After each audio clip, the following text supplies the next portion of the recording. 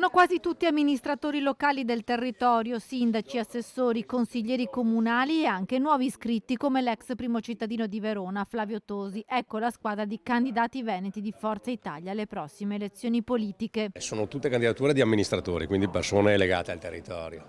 Forza Italia ha fatto quello che una volta faceva la Lega. La Lega una volta candidava persone del territorio e quindi amministratori capaci da mandare a Roma.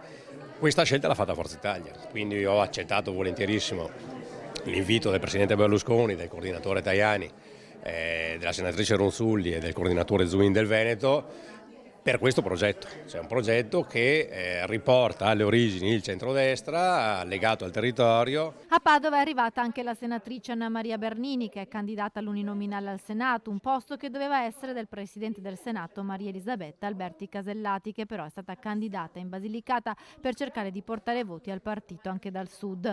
Bernini, origini rodigine e studi padovani, avverte gli indecisi di centro. Sta a noi spiegare ai nostri elettori e agli elettori in genere che il terzo polo sta a sinistra. Noi siamo centrodestra.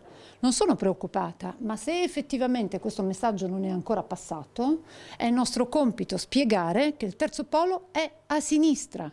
Chi vuole votare centrodestra e chi vuole votare il centrodestra moderato può votare solo Forza Italia. Flat tax al 23%, snellimento della burocrazia, potenziamento delle infrastrutture, riforma della giustizia e sicurezza con i rafforzamenti di organico delle forze dell'ordine. Ecco i punti al centro del programma di Forza Italia, che non dimentica l'autonomia, come ha spiegato il coordinatore regionale Zuin. È una battaglia che noi vogliamo portare avanti, che era iniziata con un disegno di legge proprio del PDL in regione, e quindi per noi è un tema fondamentale per il Veneto. I candidati hanno ricevuto la benedizione al telefono da Silvio Berlusconi, collegato da Arcore in un lungo intervento che potrebbe riaccendere le polemiche per le parole di Berlusconi su Putin. Tra l'altro, della Russia dobbiamo dire il nostro dispiacere di quello che è avvenuto in Ucraina.